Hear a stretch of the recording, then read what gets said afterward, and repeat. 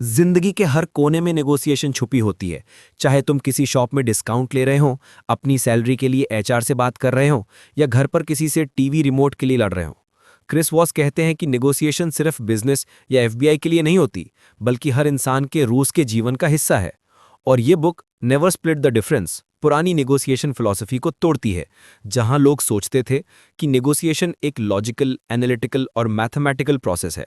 Was कहते हैं ये सब एक इल्यूजन है। नेगोशिएशन नंबर्स का नहीं, इमोशंस का खेल है। क्रिस वॉस एफबीआई के टॉप नेगोशिएटर थे। उन्होंने दुनिया के कुछ सबसे डेंजरस क्रिमिनल से बात करके हॉस्टेजेस को छुड़ाया। जब जिंदगी दांव पर हो, तब हर वर्ड, हर साइलेंस और हर टोन मैटर करता है। उन्होंने सीखा कि नेगोशिएशन का असली पावर तब मिलता है जब तुम सामने वाले के दिमाग के इमोशंस को समझते हो, ना कि उसके लॉजिक को तोड़ते हो। यही उनके न्यू रूल्स का बेस है।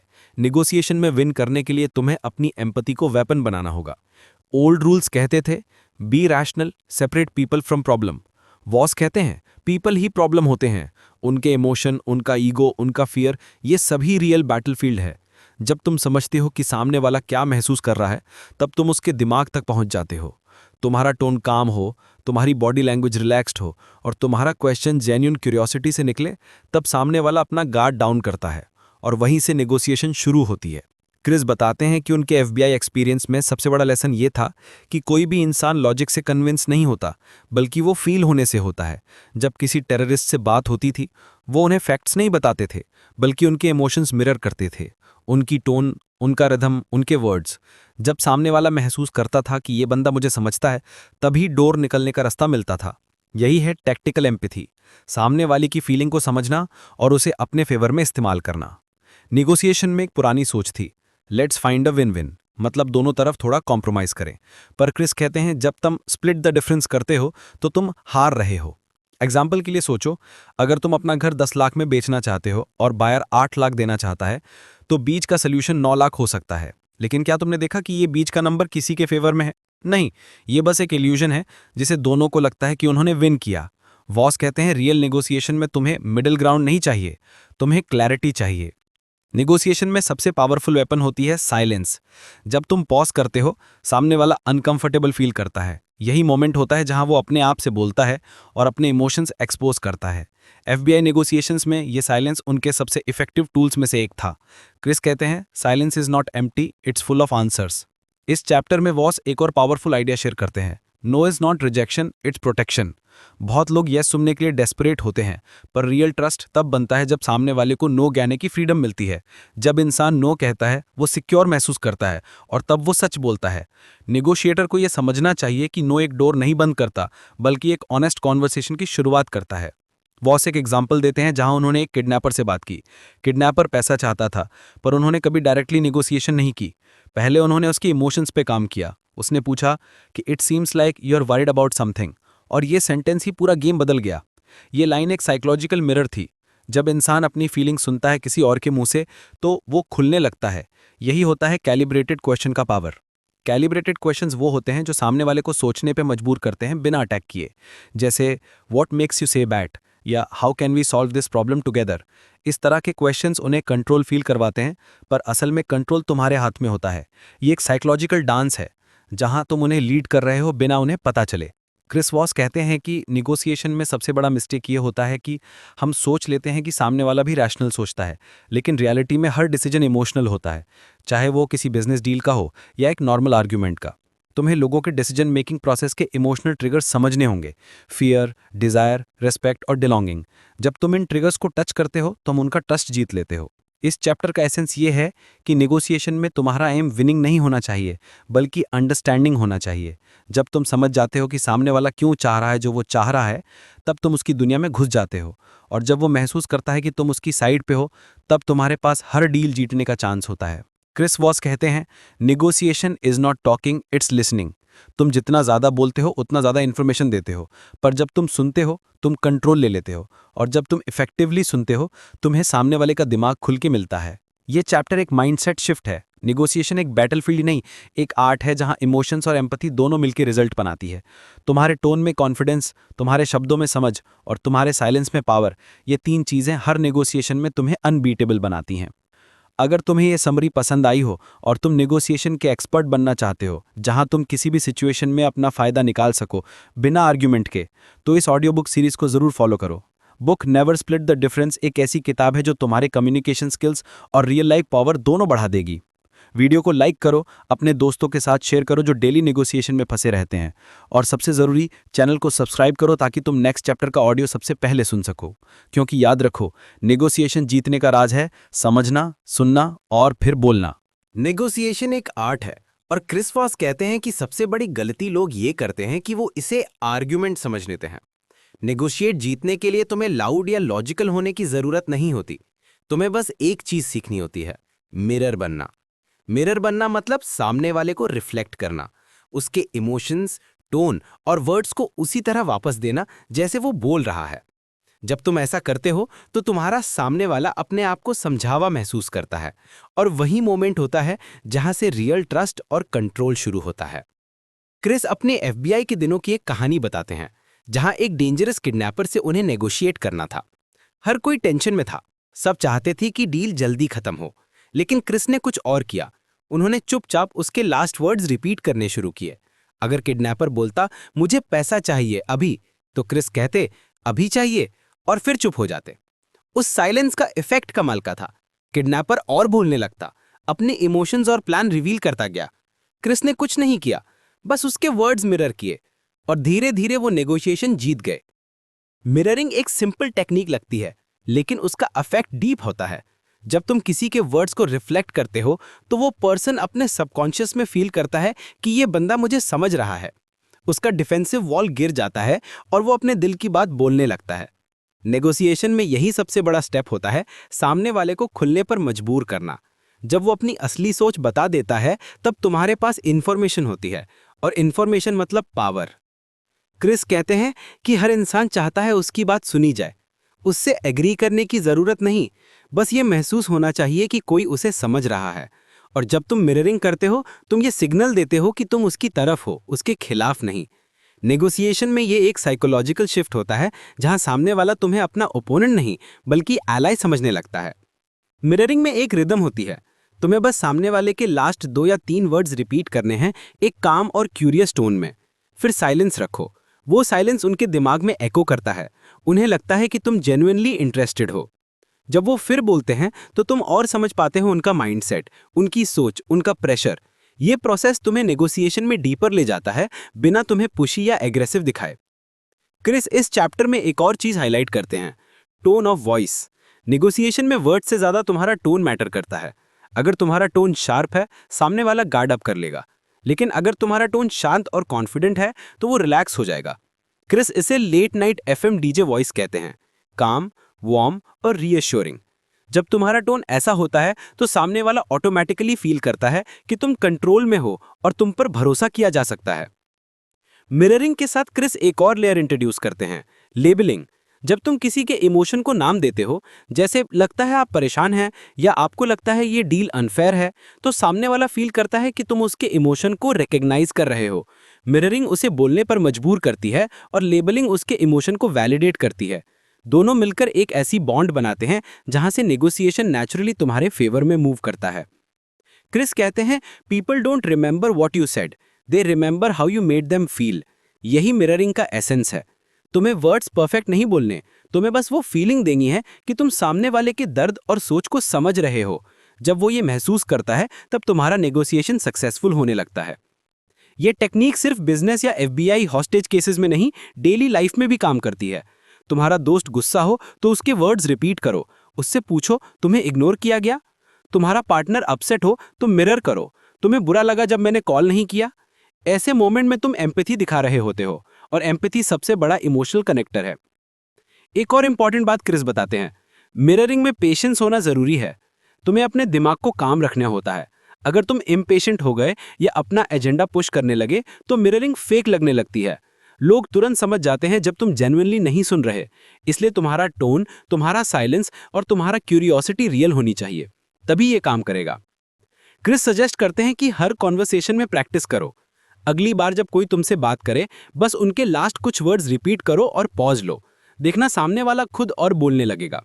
ये एक छोटा सा एक्सपेरिमेंट है जो तुम्हें ये समझा देगा कि इंसान नेचुरली उनकी तरफ अट्रैक्ट होते हैं जो उन्हें समझते हैं। मिररिंग तुम्हें एक इनविजिबल पावर देती है। तुम कॉन्वर्सेशन में कंट्रोल ले लेते हो बिना कभी अग्रेसिव हुए। तुम सामने वाले को उसी के वर्ड्स में गाइड करते हो और वो खुद उस रास्ते पर चलता है जो तुमने सोचा है। ये नेगोशिएशन का सबसे हाई लेवल है, जब सामने वाले को लगता है कि सब कुछ उसके टर्म्स पे हो रहा है, लेकिन असल में तुम गेम चला रहे हो। क्रिस का ये चैप्टर एक सिंपल लेकिन प्रोफाउंड मैसेज देता है। नेगोशिएशन जीतने का मतलब है दूसरे को फील हर्ट करवाना। जब कोई इंसान फील करता है कि उसकी बात सुनी जा रही है, तब वो अपनी गार्ड गिरा देता है, और नेगोशिएशन में वही मोमेंट जीत का होता है। मिररिंग से तुम वो मोमेंट पा सकते हो, चाहे तुम एक हॉस्टेज डील कर रहे हो, एक बिजनेस मीटिंग में हो, या सिर्फ अपने बॉस से सैलरी बढ़ाने की बात कर रहे हो। आखिर में क्रिस ये कहकर चैप्टर खत्म करते हैं कि मिररिंग एक सिंपल हैबिट बनानी चाहिए। ये तुम्हें एक बेटर लिसनर, बेटर कम्युनिकेटर और एक नेचुरल नेगोशिएटर बना देगी। जब तुम ये स्किल मास्टर कर लोगे, तुम्हें ज़्यादा बोलने की ज़रूरत नहीं पड़ेगी, लोग खुद तुम्हारे लिए बोलने लगेंगे। नेगोशिएशन का सबसे बड़ा वेपन क्या है? Emotional intelligence. क्रिस वॉस इस चैप्टर में ये बताते हैं कि नेगोशिएशन सिर्फ लॉजिक का गेम नहीं होता, बल्कि इमोशंस का बैटलफील्ड होता है। जो इंसान इमोशंस को समझता है, वो कॉन्वर्सेशन का रुख अपने फेवर में मोड़ सकता है। लेकिन क्रिस एक इंपॉर्टेंट वार्निंग देते हैं, don't feel their pain, label it. मतलब दूसरे के इमोशंस में डूब जाओ मत, बल्कि उन्हें पहचानो और उनका नाम लो। सिंपैथी नहीं, क्लैरिटी चाहिए। तुम्हें समझना है, महसूस नहीं करना। क्रिस बताते हैं कि जब हम किसी के पेन में खुद को इन्वॉल्व कर लेते हैं, तो हम अपना ऑब्जेक्टिविटी खो देते हैं। तुम एम्पैथी के नाम पर बायस्ड हो जाते हो और फिर लॉजिकल डिसीजन लेना मुश्किल हो जाता है। लेकिन जब तुम उनके इमोशंस को लेबल करते हो, जैसे लगता है आप गुस्से में हैं या आपको लगता है ये डील अनफेयर है, तो तुम उनका इमोशन एक्नॉलेज करते हो बिना उसमें फंसे हुए। ये सिंपल सी लाइन सामने वाले के दिमाग में एक इमोशनल रिलीफ क्रिएट करती है। क्रिस एक एफबीआई नेगोशिएशन केस का जिक्र करते हैं, जहां एक किडनैपर अपने डिमांड पर चिल्ला रहा था। टीम में सब पैनिक में थे, लेकिन क्रिस ने काम टोन में बोला, लगता है आप काफी परेशान हैं। उस लाइन ने किडनैपर को हिला दिया। उसने बोला, हाँ, मुझे लगता है कोई मुझे सीरियस नहीं ले रहा। और बस वहीं से कम्युनिकेशन ओपन हो गया। यही लेबलिंग का मैजिक है। जब तुम किसी के इमोशन को नाम देते हो, तो वो महसूस करता है कि तुम उससे समझ रहे हो। उसका डिफेंसिव वॉल गिर जाता है और कॉन्वर्सेशन अपने नेचुरल फ्लो में आ जाती है। लेबलिंग एक तरह का इमोशनल मिरर है, लेकिन सिंपल मिररिंग के अलग, ये उनके फीलिंग को रिफ्लेक्ट करता है, वर्ड्स को नहीं। ये टेक्निक तुम्हें किसी भी कॉन्वर्सेशन में कंट्रोल देती है, क्योंकि ज्यादातर लोग अपने इमोशंस को आर्टिकुलेट नहीं कर पाते। जब तुम उनके लिए वो इमोशन डिफाइन कर देते हो, तो उन्हें लगता है कि तुम उनके माइंड में हो। और जब कोई इंसान फील करता है कि तुम उसे समझते हो, वो तुमसे लड़ता नहीं, वो तुम्हारे साथ कोलैबोरेट करता है। क्रिस ये भी समझाते हैं कि लेबलिंग हमेशा न्यूट्रल और क्यूरियस टोन में होनी चाहिए। तुम्हें जजमेंट नहीं देना, बस ऑब्जर्वेशन करनी है। अगर तुम कहते हो तुम गुस्से में हो, तो वो एक्यूजेशन लगता है। लेकिन अगर तुम कहते हो लगता है आपको इस सिचुएशन से गुस्सा आ रहा है, तो ये एक एम्पैथेटिक ऑब्जर्वेशन लगती है। दोनों में फर्क है, पहले में कन्फ्रंटेशन है, दूसरे में कनेक्शन। नेगोशिएशन में कनेक्शन ही सबसे बड़ा वेपन होता है। एक और छोटी सी बात जो क्रिस हाईलाइट करते हैं, वो है साइलेंस का पावर। जब तुम किसी इमोशन को लेबल करते हो, तो उसके बाद बोलना बंद कर दो। वो साइलेंस सामने वाले के दिमाग में एको करता है। वो सोचता है, क्या ये सच में मुझे समझता है? और फिर वो अपनी बात खोल देता है, अपने फियर्स, डाउट्स और असली मोटिव रिवील करता है। ये मूवमेंट तुम्हें वो इन्फॉर्मेशन देता है जो किसी भी नेगोशिएशन में सबसे वैल्यूएबल होती है, the truth behind their position. Chris कहते हैं, tactful empathy is the bridge between two minds. मतलब एम्पैथी का मतलब ये नहीं कि तुम उनका पेन शेयर करो, बल्कि तुम उस पेन को समझो और आर्टिकुलेट करो। जब तुम किसी की इमोशन को लेबल करते हो, तो तुम उनका दर्द उनके लिए मैनेजेबल बना देते हो। इमोशन का नाम लेना उस इमोशन को कम पावरफुल बना देता है। ये साइकोलॉजिकल फैक्ट है। जब तुम कहते हो लगता है आपको दुख हो रहा है, तो सामने वाला अपने इमोशन से थोड़ा डिटैच हो जाता है। अब वो सोचने लगता है, रिएक्ट नहीं करता। क्रिस इस कॉन्सेप्ट को टैक्टिकल एम्पैथी बोलते हैं। मतलब एम्पैथी जिसका एक स्ट्रैटेजिक पर्पस है। तुम उसका यूज कर रहे हो कनेक्शन बनाने के लिए, कंट्रोल लेने के लिए और अल्टीमेटली नेगोशिएशन विन करने के लिए। ये एम्पैथी तुम्हें इमोशनल ट्रैप में नहीं डालती, बल्कि तुम्हें इमोशनली इंटेलिजेंट बनाती है। एक एग्जाम्पल में क्रिस बताते हैं, एक हॉस्टेज नेगोशिएटर ने एक डेस्परेट फादर से डील किया था, जिसका बेटा किडनैप हुआ था। वो फादर गुस्से में था, चिल्ला रहा था। नेगोशिएटर ने बस कहा, लगता है आपको लगता है सिस्टम ने आपका साथ नहीं दिया। उस आदमी ने तुरंत अपना टोन चेंज कर लिया। बिल्कुल सही कहा। बस इतना ही काफी था सिचुएशन को काम करने के लिए। जब लोग महसूस करते हैं कि उनका दर्द देखा जा रहा है, तो वो अपने इमोशंस में नहीं, अपने लॉजिक में लौटते हैं, और नेगोशिएशन में वही पल गेम चेंज कर देता है। क्रिस वॉर्न करते हैं कि एम्पैथी का गलत यूज ना करो। अगर तुम सिर्फ उन्हें प्लीज करने के लिए उनके इमोशंस रिपीट कर रहे हो, तो वो फेक लगेगा। लेबलिंग तभी काम करती है जब तुम जेन्युइन ऑब्जर्वेशन करते हो। तुम्हारा टोन सॉफ्ट और क्यूरियस होना चाहिए, जैसे तुम उन्हें समझने की कोशिश कर रहे हो, ना कि मैनिपुलेट कर रहे हो। लेबलिंग सिर्फ नेगोशिएशन में नहीं, हर रिलेशनशिप में काम करती है। तुम्हारा पार्टनर अपसेट हो तो बोलो, लगता है तुम्हें इग्नोर किया गया। तुम्हारा कॉलीग फ्रस्ट्रेटेड हो तो बोलो, लगता है कि तुम्हारी मेहनत रिकग्नाइज नहीं हो रही।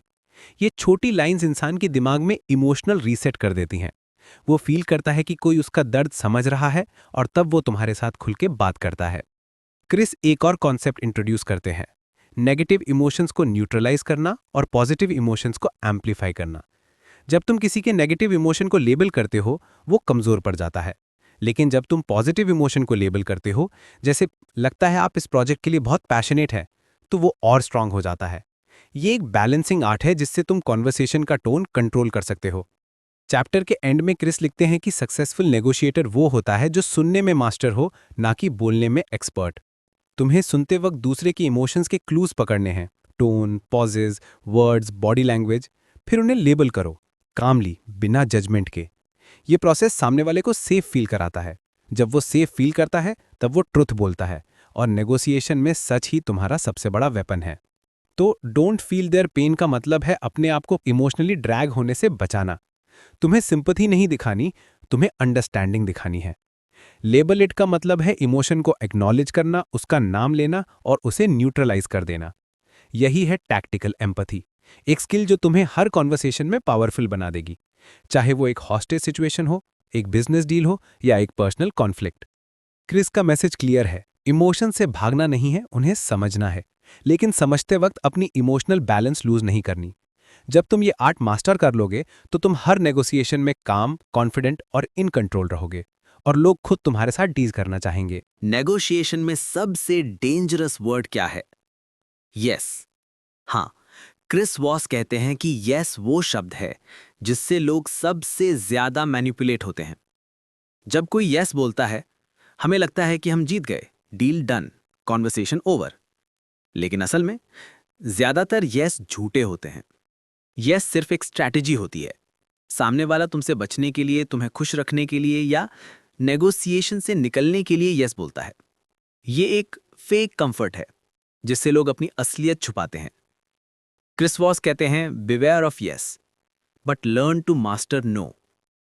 Yes doesn't mean commitment, it usually means camouflage.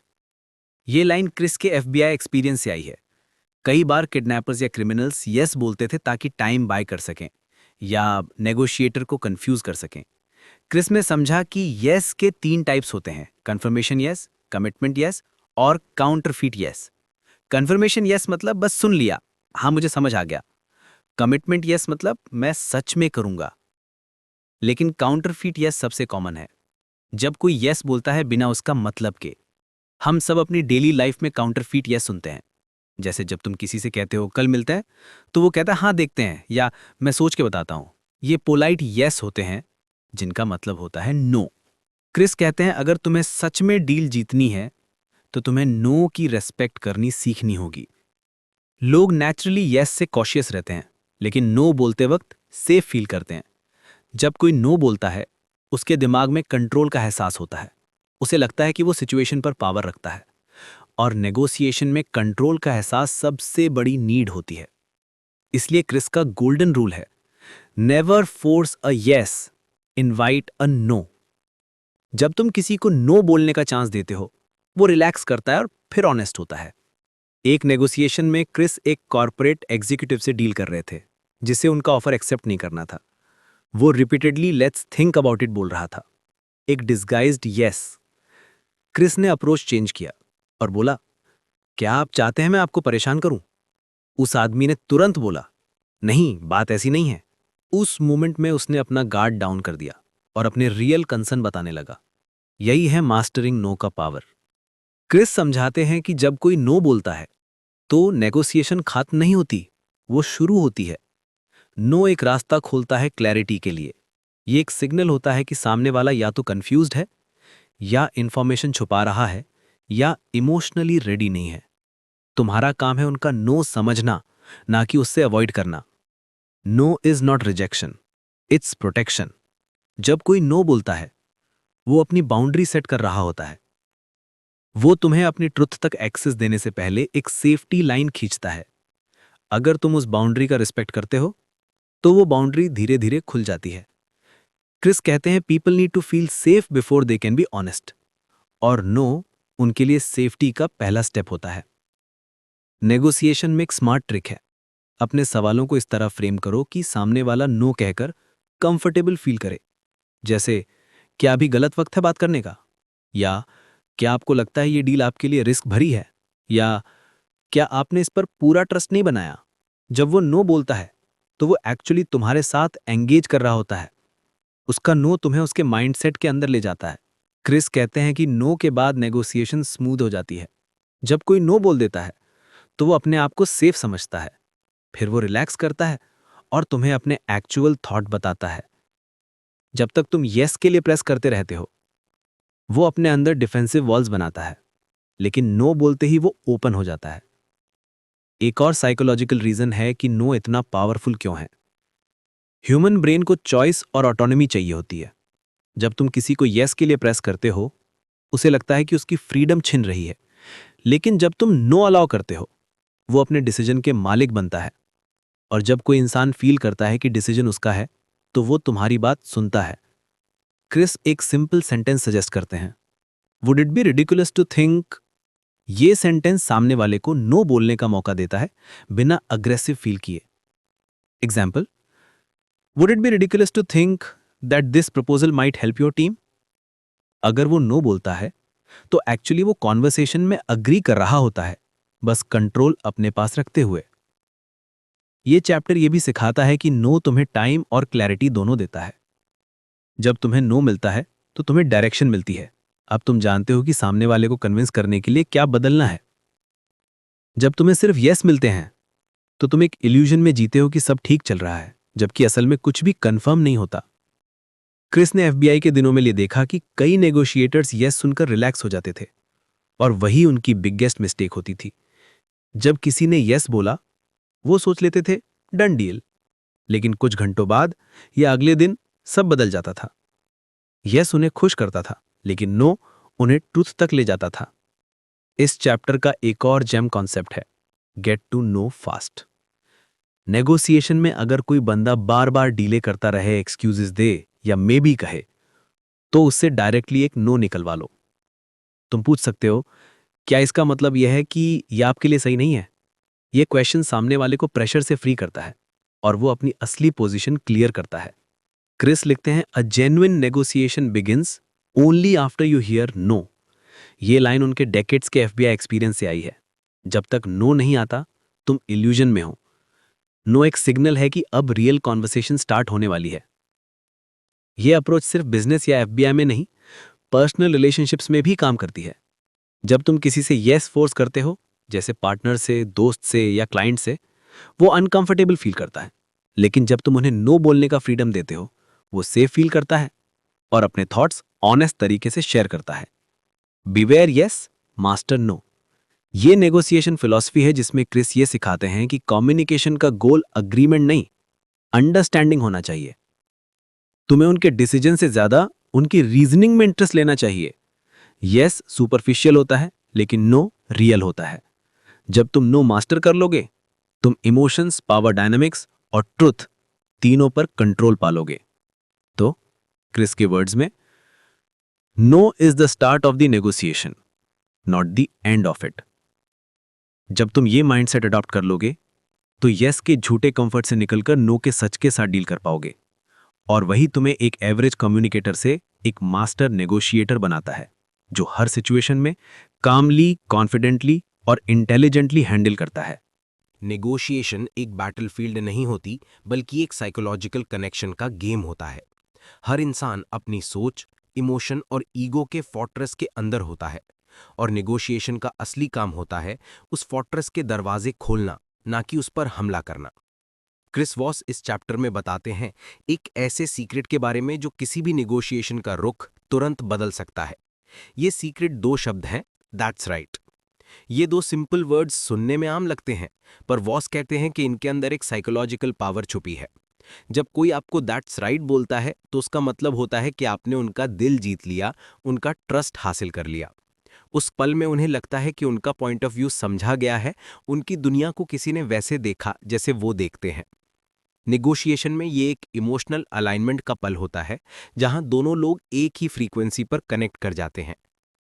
Chris was बताते हैं कि लोग जब यू आर राइट बोलते हैं तो वो एक फेक एग्रीमेंट होता है। यू आर राइट का मतलब होता है, ठीक है, मैं तुमसे आर्ग्यू नहीं करना चाहता। लेकिन दैट्स राइट अलग होता है। ये तब निकलता है जब सामने वाला फील करता है कि तुमने उसका ट्रुथ रिफ्लेक्ट कर दिया, तुमने उसके इमोशन को, उसके सोच को उसके ही वर्ड्स में बोल दिया। ये एक वैलिडेशन का मोमेंट होता है, उनके ईगो को चैन मिलती है और उनका रेजिस्टेंस गिर जाता है। इस तक पहुंचने के लिए आपको एक चीज सीखनी पड़ती है, टैक्टिकल एम्पथी। एम्पथी का मतलब ये नहीं कि तुम एग्री कर रहे हो, बल्कि तुम जेन्युइनली समझने की कोशिश कर रहे हो। तुम उनके वर्ड्स के पीछे छुपी फीलिंग को पकड़ रहे हो। जब तुम उनकी बात ध्यान से सुनते हो, उनके इमोशंस को लेबल करते हो और बिना जज किए उनका पर्सपेक्टिव रिपीट करते हो, तो सामने वाला अपना गार्ड डाउन कर देता है। उसे लगता है कि तुम उसके साइड में हो, उसके अगेंस्ट नहीं। क्रिस एक रियल लाइफ हॉस्टेज निगोशिएशन का एग्जाम्पल देते हैं। एक सस्पेक्ट ने लोगों को बंदी बना लिया था और पुलिस उससे बात करने की कोशिश कर रही थी। हर बार जब पुलिस उसे समझाने की कोशिश करती, वो और गुस्सा हो जाता। तब क्रिस ने अप्रोच बदला। उसने आर्ग्यू नहीं किया, उसने समझा। उसने कहा, तुम्हें लगता है कि सब तुम्हें गलत समझते हैं, कि तुम्हारा कंट्रोल तुमसे छीन लिया गया है। उस मोमेंट में साइलेंस छा गया और फिर सस्पेक्ट ने धीरे से कहा, दैट्स राइट। बस वही टर्निंग पॉइंट था। निगोशिएशन एग्रेशन से समझ में बदल गई और कुछ देर बाद सस्पेक्ट ने खुद सरेंडर कर दिया। क्रिस कहते हैं कि यही मोमेंट हर निगोशिएशन में बनाना होता है, चाहे वो हॉस्टेज हो, बिजनेस डील हो या पर्सनल रिलेशनशिप। जब तक सामने वाला दैट्स राइट नहीं कहता, तब तक वो इमोशनली कनेक्टेड नहीं होता, और जब वो कह देता है तो उसका दिमाग और दिल दोनों आपके साथ होता है। ये पावर बिना एम्पैथी के पॉसिबल नहीं। निगोशिएटर का काम आर्ग्यूमेंट्स जीतना नहीं, समझना होता है। जब तुम एक्टिवली सुनते हो, मिरर करते हो और इमोशंस लेबल करते हो, जैसे आपको लगता है आप परेशान हो, आपको ये अनफेयर लगता है, तो सामने वाला महसूस करता है कि तुम उसके दुख, उसके फियर और उसके फ्रस्ट्रेशन को समझ रहे हो। तब वो अपनी कहानी खोल देता है, और जब तुम उस कहानी को एक परफेक्ट समरी में उन्हें वापस सुनाते हो, तो उन्हें लगता है, हाँ दैट्स राइट, यही तो मैं कह रहा था। इस मोमेंट में निगोशिएशन एक बैटल से ब्रिज बन जाती है। क्रिस कहते हैं कि निगोशिएशन में ईगो सबसे बड़ा बैरियर है। हर इंसान अपने ईगो को प्रोटेक्ट करता है, और जब तुम उन्हें प्रूव करने की कोशिश करते हो तो उनका ईगो डिफेंसिव हो जाता है। लेकिन जब तुम उनका पर्सपेक्टिव समझाकर उनके वर्ड्स रिपीट करते हो तो ईगो रिलैक्स हो जाता है। ईगो को लगता है कि इस इंसान ने मुझे सुना है, मेरी इज्जत की है, और यही रिस्पेक्ट निगोशिएशन को ट्रांसफॉर्मेशन में बदल देती है। यह भी समझना जरूरी है कि दैट्स राइट फेक नहीं होता।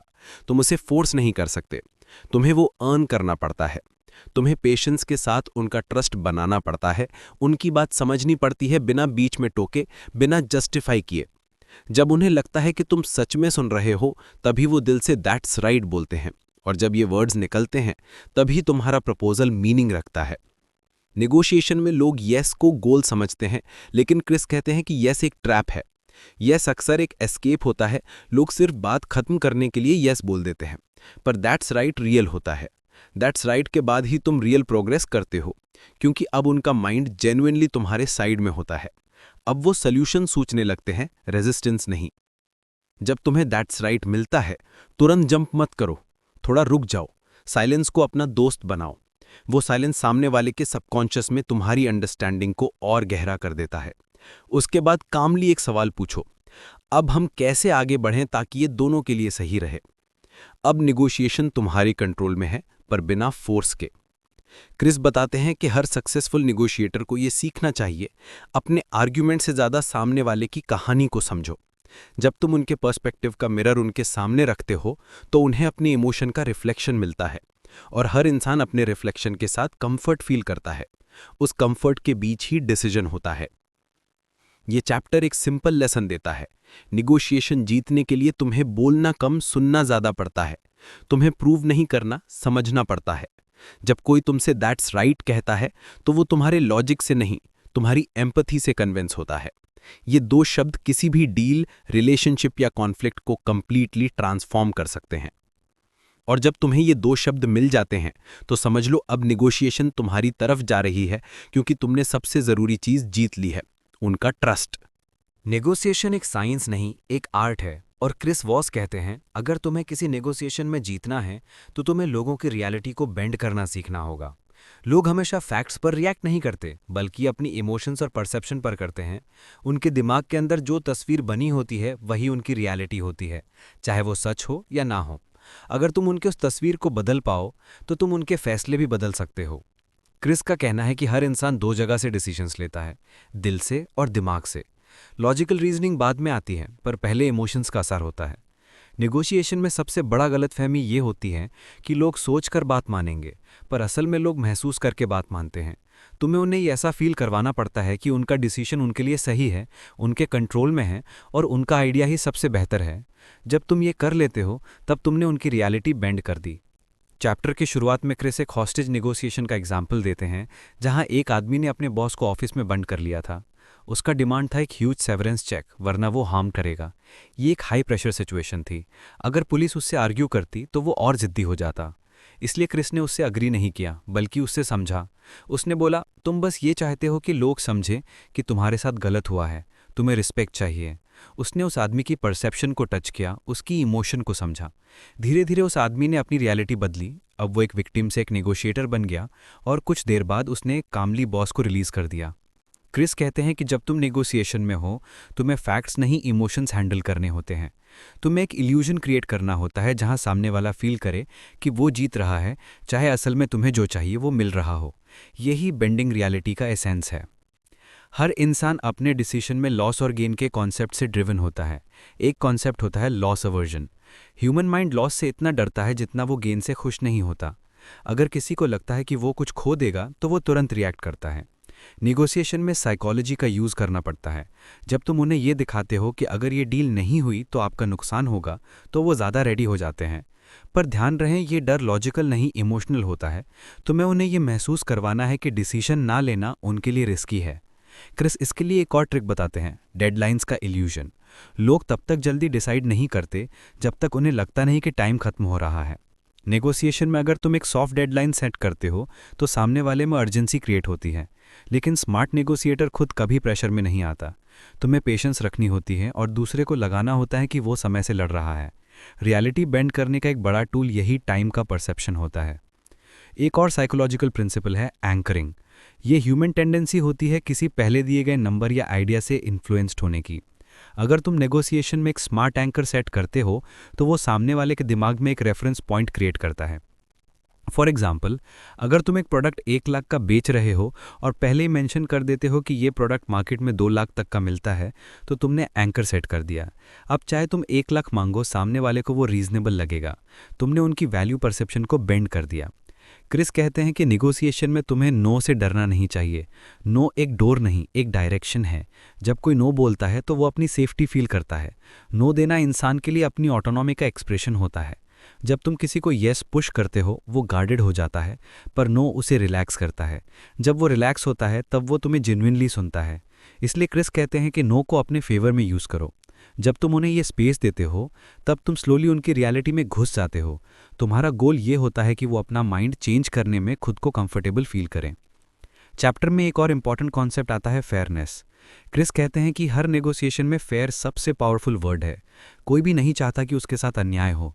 अगर तुम कहो I just want what's fair, तो सामने वाला अपनी डिफेंसिवनेस छोड़ देता है। उसे लगता है तुम ऑनेस्ट हो। लेकिन अगर वो कहें I just want what's fair, तो समझ लो कि वो इमोशनल हो रहे हैं और तुम्हें उनका ट्रस्ट रीबिल्ड करना होगा। फेयर का मिसयूज भी होता है, पर अगर तुम सच में फेयरनेस का इमोशनल कनेक्ट क्रिएट कर लो तो तुम उनका माइंड बेंड कर लेते हो। क्रिस एक इंटरेस्टिंग एग्जाम्पल देते हैं जहां उन्होंने क्लाइंट के साथ नेगोशिएशन की। क्लाइंट का कहना था उनकी फ़ीस ज़्यादा है। क्रिस ने सीधा आर्ग्यू नहीं किया, उसने कामली कहा, मुझे लगता है आपको लगता है कि मैं आपके बजट का रिस्पेक्ट नहीं कर रहा। उस लाइन ने क्लाइंट को अपनी थिंकिंग रिकंसिडर करने पर मजबूर कर दिया। उसने रियलाइज़ किया कि क्रिस सच में उनकी परवाह करता है। उस पल में उसकी रियलिटी बेंड हो गई। अब वो कॉस्ट नहीं, वैल्यू देख रहा था। नेगोशिएशन में साइलेंस एक और सीक्रेट वेपन है। जब तुम नेगोशिएशन के बीच में कुछ सेकंड्स के लिए चुप हो जाते हो तो सामने वाले के माइंड में डिस्कम्फर्ट होता है। ह्यूमन माइंड साइलेंस को भरना चाहता है और उस मोमेंट में वो अपने आप से ट्रूथ बोल देता है। ये ट्रूथ तुम्हारे फेवर में जा सकता है। क्रिस कहते हैं कि साइलेंस एक नेगोशिएशन का स्कैल्पल है, एक प्रिसाइज टूल जो तुम्हें रियलिटी बेंड करने में मदद करता है। रियलिटी बेंड करने का एक और साइकोलॉजिकल टेक्निक है इमोशनल एंकरिंग। तुम उन्हें एक टफ, हाई एक्सपेक्टेशन या रिस्क के एनवायरनमेंट में ले जाते हो जहां वो अपने दिमाग में एक हाई इमोशनल स्टेट में चले जाते हैं। जब तुम फिर उन्हें एक सिंपल, सेफर ऑप्शन देते हो तो वो तुरंत अग्री कर जाते हैं। ये कॉन्ट्रास्ट क्रिएट करता है। फॉर एग्जाम्पल, अगर तुम एक 10 लाख का डील दिखाते हो और फिर एक 5 लाख का ऑफर रखते हो तो वो दूसरा ऑफर उन्हें इंस्टेंटली बेटर लगता है, चाहे वो पहले भी महंगा लगता था। तुमने उनकी रियलिटी शिफ्ट कर दी। क्रिस एक और चीज़ पर जोर देते हैं, नेगोशिएशन में फ्रेमिंग। तुम किस तरह से बात रखते हो वो मैटर करता है। अगर तुम कहते हो इसमें रिस्क है तो वो कॉशियस हो जाते हैं, पर अगर तुम कहते हो ये एक अपॉर्चुनिटी है तो वो एक्साइटेड हो जाते हैं। वर्ड से तुम उनके इमोशन को डायरेक्शन देते हो। यही बेंडिंग रियलिटी का रियल गेम है। एक और इम्पॉर्टेंट लेसन ये है कि नेगोशिएशन में तुम्हें लोगों के एक्सपेक्टेशन मैनेज करने होते हैं। अगर तुम उन्हें फील करवा दो कि उनका आइडिया वैल्यूएबल है तो वो तुम्हारे प्लान को अपना समझकर एक्सेप्ट कर लेते हैं। ये एक इल्यूजन होता है जहां वो सोचते हैं कि डिसीजन उन्होंने लिया, पर असल में डायरेक्शन तुमने दी होती है। क्रिस बताते हैं कि हर नेगोशिएटर को एक लॉस फ्रेम और एक गेन फ्रेम दोनों समझना चाहिए। जब तुम किसी डील को गेन के रूप में दिखाते हो वो मोटिवेट करता है, पर जब तुम लॉस के रूप में दिखाते हो वो फियर क्रिएट करता है। दोनों की टाइमिंग मैटर करती है। जब तुम्हें किसी को एक्शन लेना है तब लॉस फ्रेम का यूज़ करो, जब तुम्हें उन्हें सिक्योर फील करवाना है तब गेन फ्रेम का। ये तुम्हारे हाथ का कंट्रोल होता है, एक इमोशनल जॉयस्टिक जिससे तुम उनकी रियलिटी मोड़ सकते हो। एक और फैसिनेटिंग ट्रिक क्रिस बताते हैं, effective pauses and soft tones. जब तुम अपनी वॉइस को काम और जेंटल रखते हो, सामने वाला सबकॉन्शियसली तुम्हें ट्रस्टवर्दी समझता है। तुम्हारा टोन उनके इमोशन को रेगुलेट करता है। ये उनके दिमाग में एक सेफ जोन क्रिएट करता है जहां वो नेगोशिएशन के लिए ओपन फील करते हैं। तुम्हारा टोन, तुम्हारा रिदम, तुम्हारी साइलेंस सब मिलकर एक साइकोलॉजिकल एटमॉस्फेयर क्रिएट करते हैं जहां उनकी रियलिटी तुम्हारे फेवर में मोल्ड हो जाती है। चैप्टर के एंड में क्रिस एक रियलिटी चेक देते हैं। नेगोशिएशन में तुम सच नहीं बदलते, परसेप्शन बदलते हो। तुम्हें उनके वर्ल्ड व्यू में घुसकर उसे थोड़ा सा मोड़ना होता है, बिना उसे तोड़े। ये एक डांस है जहां तुम उनके पेस पर चलते हो, पर डायरेक्शन तुम्हारा होता है। जब तुम ये करना सीख जाते हो तब तुम कोई भी नेगोशिएशन अपने कंट्रोल में ला सकते हो, चाहे वो सैलरी हो, बिजनेस डील हो या personal relationship. Bend their reality हमें ये सिखाता है कि नेगोशिएशन किसी को मैनिपुलेट करने का गेम नहीं, बल्कि उन्हें समझने और उनके परसेप्शन को गाइड करने का आर्ट है। तुम फैक्ट से नहीं, फीलिंग से जीतते हो। तुम लॉजिक से नहीं, एम्पैथी से डोमिनेट करते हो। और जब तुम किसी की रियलिटी बेंड करते हो बिना उसे टूटने दिए, तब तुम एक मास्टर नेगोशिएटर बन जाते हो। हर सक्सेसफुल डील के पीछे एक नेगोशिएटर होता है जिसे ये पता है सच क्या है उससे ज़्यादा ज़रूरी है लोगों को क्या महसूस होता है। जब तुम उनका इमोशन, उनका फियर, उनका प्राइड समझ लेते हो तब तुम उनके डिसीजन के ड्राइवर सीट में आ जाते हो। क्रिस कहते हैं, you don't control reality, you bend it. और नेगोशिएशन का असली मैजिक वहीं से शुरू होता है। नेगोशिएशन का असली खेल शक्ति या जबरदस्ती का नहीं होता, बल्कि परसेप्शन का होता है। क्रिस वॉस कहते हैं, the best way to control someone is to make them think they are in control. ये चैप्टर नेगोशिएशन की एक सबसे साइकोलॉजिकल और सटल टेक्निक पर बेस्ड है, इल्यूजन ऑफ कंट्रोल। जब कोई इंसान महसूस करता है कि डिसीजन उसके हाथ में है तो वो रिलैक्स्ड और ओपन हो जाता है, पर जैसे ही उसे लगता है कि कोई उसे कंट्रोल कर रहा है, उसका दिमाग बंद हो जाता है और वो रेजिस्ट करने लगता है। इसीलिए एक स्मार्ट नेगोशिएटर कभी कंट्रोल लेने की कोशिश नहीं करता, वो बस कंट्रोल का इल्यूजन देता है। क्रिस बताते हैं कि ये कॉन्सेप्ट FBI नेगोशिएशंस में कैसे यूज होता था। जब भी किडनैपर्स या टेररिस्ट्स के साथ बात होती थी, उन्हें डायरेक्ट कमांड देना या उनके डिसीजंस को चैलेंज करना हमेशा रिस्क क्रिएट करता था। लेकिन जब उन्हें ये महसूस करवाया जाता था कि वो खुद ही अपने फैसले ले रहे हैं, तो सिचुएशन उनके फेवर में टर्न कर जाती थी। नेगोशिएशन में तुम्हें उनके ईगो के अगेंस्ट नहीं जाना, तुम्हें उससे पार्टनर बनाना होता है। जब ईगो को इंसल्ट होता है तो बंदा अटैक करता है, जब ईगो को रिस्पेक्ट मिलता है तो बंदा कोऑपरेट करता है। क्रिस लिखते हैं कि इल्यूजन ऑफ कंट्रोल एक साइकोलॉजिकल ट्रिक नहीं बल्कि एक इमोशनल ब्रिज है। जब तुम सामने वाले को फील करवाते हो कि वो डिसीजन मेकर है, तब वो अपने सबकॉन्शियस माइंड में सेफ फील करता है, और जब बंदा सेफ फील करता है तब वो सच बोलता है, नेगोशिएट करता है और डील करने के लिए रेडी होता है। नेगोशिएशन का सबसे बड़ा एम ये नहीं होता कि तुम्हें यस मिल जाए, बल्कि ये होता है कि सामने वाला अपना गार्ड डाउन करे और तुम्हें अपने थॉट प्रोसेस में घुसने दे। क्रिस कहते हैं कि इस इल्यूजन को क्रिएट करने के लिए सबसे पावरफुल टूल है कैलिब्रेटेड क्वेश्चंस। ये ऐसे सवाल होते हैं जो ओपन एंडेड होते हैं और सामने वाले को सोचने पर मजबूर करते हैं। तुम उनसे क्यों या कब जैसे सवाल नहीं पूछते जो उन्हें डिफेंसिव बना दें, बल्कि कैसे और क्या से शुरू होने वाले सवाल पूछते हो जिससे उन्हें लगता है वो कंट्रोल में है। जब तुम पूछते हो आप क्या सजेस्ट करते हैं कि हम दोनों के लिए ये काम करें, तो तुम इनडायरेक्टली उन्हें अपने प्लान के डायरेक्शन में ले जा रहे हो। वो सोच रहे हैं कि वो लीड कर रहे हैं, पर असल में तुम स्टीयरिंग व्हील पकड़े हुए हो। नेगोशिएशन में जब भी सामने वाला कोई अनरीजनेबल डिमांड करे तो क्रिस रेकमेंड करते हैं एक सिंपल और magic line, how am I supposed to do that. ये एक क्वेश्चन है जो ना सिर्फ काम है बल्कि चैलेंज भी क्रिएट करता है बिना फाइट के। जब कोई इंसान कुछ अनरियलिस्टिक बोलता है और तुम कामली ये लाइन बोलते हो तो उसका दिमाग तुरंत रीथिंक करता है। तुमने उसे नो नहीं बोला, लेकिन उसके लॉजिक पर सवाल उठा दिया। उसे लगता है अब भी कंट्रोल उसके पास है, पर एक्चुअल में उसने तुम्हारे थॉट प्रोसेस के अंदर चलना शुरू कर दिया है। यही होता है steering without touching the wheel. Chris एक एग्जाम्पल देते हैं एक हाई स्टेक्स बिजनेस नेगोशिएशन का। एक क्लाइंट कंटिन्यूसली कह रहा था कि उनका बजट लिमिटेड है, अगर उन्हें डायरेक्टली बोला जाता ये फाइनल ऑफर है तो डील खत्म हो जाती। लेकिन क्रिस ने सिर्फ इतना पूछा, आपको क्या लगता है हम इससे दोनों के लिए कैसे वर्क करवा सकते हैं। उस क्लाइंट ने खुद ही सोचना शुरू किया और एक कॉम्प्रोमाइज प्रपोज किया जो एक्चुअली वॉस के फेवर में था। क्लाइंट को लगा वो डिसीजन ले रहा है, पर रियलिटी में वॉस ने उसका डायरेक्शन कंट्रोल कर लिया था। इल्यूजन ऑफ कंट्रोल के साथ एक और टेक्निक काम करती है, टैक्टिकल एम्पैथी। तुम्हें सामने वाले के इमोशंस को समझना होता है बिना उनसे अग्री किए। जब तुम उनके इमोशंस को नेम करते हो उनका दिमाग काम हो जाता है। फॉर एग्जाम्पल, अगर कोई गुस्सा है और कह रहा है आप लोग हमेशा अपनी मर्जी चलाते हो, तो तुम कह सकते हो ऐसा लगता है आपको महसूस हो रहा है कि आपको सुन नहीं रहे। इस लाइन से उनका इमोशनल प्रेशर रिलीज हो जाता है और कॉन्वर्सेशन फिर लॉजिक के ट्रैक पर आने लगती है। ये होता है उनके इमोशंस को वैलिडेट करना बिना उनके पॉइंट को एक्सेप्ट किए। नेगोशिएशन में इल्यूजन ऑफ कंट्रोल बनाए रखना एक आर्ट है। तुम्हें अपना टोन काम, स्लो और कॉन्फिडेंट रखना होता है। क्रिस कहते हैं कि स्लो वॉइस एक और वेपन है। जब तुम काम बोलते हो सामने वाला तुम्हें अथॉरिटी और पेशेंस के रूप में देखता है। तुम्हारा कामनेस उनके एंग्जाइटी को लोअर करता है और तुम ऑटोमेटिकली एनवायरनमेंट कंट्रोल कर लेते हो। साइलेंस भी एक टूल है।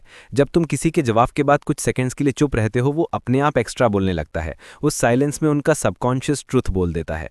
नेगोशिएशन में कभी उन्हें मत बताओ क्या करना है, उन्हें पूछो क्या करना चाहिए। जब तुम किसी को डिसीजन का मालिक बना देते हो, वो ऑटोमेटिकली कोऑपरेटिव बन जाता है। ह्यूमन माइंड को ये पसंद है कि उसे कंट्रोल में फील हो। जब उसे लगता है वो मैनिपुलेट हो रहा है तो वो फाइट करता है, पर जब उसे लगता है वो खुद डायरेक्शन दे रहा है तो वो नेगोशिएट करने के बजाय सोल्यूशन क्रिएट करता है। क्रिस इस चैप्टर में एक और टेक्निक बताते हैं जिसे एक्यूजेशन ऑडिट कहते हैं। ये एक प्रिवेंटिव स्टेप है जहां तुम उनके पोटेंशियल ऑब्जेक्शंस पहले ही बोलकर न्यूट्रल कर देते हो। जैसे अगर तुम्हें लगता है वो कहेंगे आपका प्राइस बहुत हाई है, तो तुम पहले ही कह दो मुझे लगता है आपको ये महंगा लग रहा होगा। ये एक मास्टर मूव है। तुमने उनके इमोशंस को वैलिडेट कर दिया और उनके अटैक करने का रीजन खत्म कर दिया। अब उनका दिमाग नेगोशिएशन में ओपन फील करता है क्योंकि तुम ऑलरेडी उनका फियर एक्नॉलेज कर चुके हो। मिररिंग भी इल्यूजन ऑफ कंट्रोल का पार्ट है। जब तुम उनके लास्ट वर्ड्स सॉफ्टली रिपीट करते हो, उन्हें लगता है कि तुम उन्हें समझ रहे हो। ये उनके ब्रेन में एक ट्रस्ट क्रिएट करता है। जब वो ज्यादा बोलते हैं तुम उनका रियल मोटिव समझ लेते हो। मिररिंग से उन्हें फील होता है कि उनका ओपिनियन इंपॉर्टेंट है और तुम नेचुरली कॉन्वर्सेशन को अपने डिजायर्ड डायरेक्शन में स्टीयर कर सकते हो। क्रिस ये भी बताते हैं कि नेगोशिएशन एक बैटलफील्ड नहीं बल्कि एक डांस है। तुम्हें सामने वाले के रिदम में चलना होता है, पर ग्रेजुअली उस रिदम को अपने पेस पर शिफ्ट करना होता है। तुम्हें पावर ग्रैब नहीं करनी, तुम्हें पावर अब्सॉर्ब करनी होती है। जब तुम किसी को फील करवाते हो कि वो कंट्रोल में है तो वो तुम्हारे साथ फ्लो करता है। जब तुम उसे चैलेंज करते हो तो वो तुम्हारा ऑपोजिशन बन जाता है। एक और एग्जांपल में क्रिस बताते हैं कि जब वो एक रियल एस्टेट डील नेगोशिएट कर रहे थे, सामने वाला बार बार कहता था this is my final offer. अगर क्रिस आर्ग्यू करते तो डील ब्रेक होती, पर उन्होंने कामली बोला आपको क्या लगता है ये फाइनल ऑफर हम दोनों के लिए बेस्ट क्यों है। ये क्वेश्चन सामने वाले के दिमाग में एक लॉजिकल पॉज क्रिएट करता है। वो अपना रीजनिंग एक्सप्लेन करने लगता है और इसी प्रोसेस में अपनी ही पोजीशन वीकन कर देता है। इल्यूजन ऑफ कंट्रोल का मतलब है उन्हें अपनी ही लॉजिक में उलझा देना, बिना किसी फाइट के, बिना किसी आर्ग्यूमेंट के। क्रिस ये भी कहते हैं कि जब तुम किसी को कंट्रोल फील करवाते हो तो वो तुम्हारे डिसीजन को अपना डिसीजन समझता है, और जब किसी इंसान को लगता है कि उसने खुद डिसीजन लिया तो उस डिसीजन को प्रोटेक्ट करता है। यही सबसे बड़ा साइकोलॉजिकल ट्रिक है नेगोशिएशन में। उन्हें तुम्हारा आइडिया उनका बना दो। जब तुम उन्हें बिलीव करवा देते हो कि सोल्यूशन उनका था तो वो उसके लिए लड़ते हैं। नेगोशिएशन में सबसे बड़ा मिस्टेक ये होता है कि लोग विनिंग पर फोकस करते हैं। क्रिस कहते हैं जीतने का मतलब ये नहीं कि तुम दूसरे को हरा दो, जीतने का मतलब ये है कि तुम कॉन्वर्सेशन को ऐसे गाइड करो कि दोनों को लगता रहे कि वो जीत रहे हैं। जब दोनों को कंट्रोल का इल्यूजन मिलता है तभी रियल अग्रीमेंट होता है। जब किसी एक को लगता है उससे फोर्स किया गया तो डील कभी टिकती नहीं। इल्यूजन ऑफ कंट्रोल एक साइंस नहीं, एक सेंसिटिविटी है। तुम्हें उनके टोन, उनके बॉडी लैंग्वेज और उनके वर्ड्स के बीच के साइलेंस को समझना पड़ता है। नेगोशिएटर के लिए सबसे बड़ा स्किल ये है कि वो कब चुप रहे और कब सवाल करे। हर कैसे और क्या तुम्हें एक स्टेप और क्लोज ले जाता है। हर काम टोन उनके सबकॉन्शियस में एक सिग्नल भेजता है कि तुम सेफ हो। हर साइलेंस उन्हें और ज्यादा बोलने पर मजबूर करता है। क्रिस फाइनली लिखते हैं कि नेगोशिएशन में मास्टरी तब आती है जब तुम दोनों तरफ को फील करवाते हो कि उन्होंने कंट्रोल रखा, जबकि असल मायने में तुम्हारा इनविजिबल हैंड पूरा प्रोसेस गाइड कर रहा होता है। ये चैप्टर ये समझाता है कि रियल पावर वो नहीं जो तुम दिखाते हो, बल्कि वो है जो तुम महसूस करवाते हो। तुम्हारा कामनेस, तुम्हारी एम्पैथी और तुम्हारे सवाल ही तुम्हारा कंट्रोल होते हैं।